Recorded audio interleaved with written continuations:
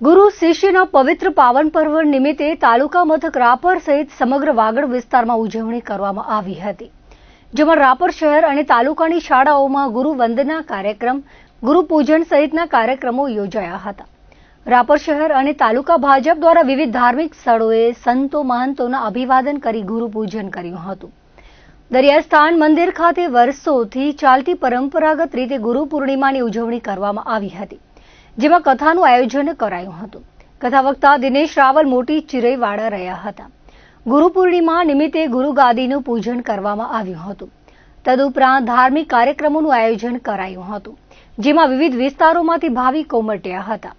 રાપર સ્વામિનારાયણ ગુરુકુળ ખાતે ગુરુકુળના સંચાલક સ્વામી વિજ્ઞાન સ્વરૂપદાસજીના વડપણ હેઠળ ગુરુ પૂર્ણિમાની ઉજવણી કરવામાં આવી હતી.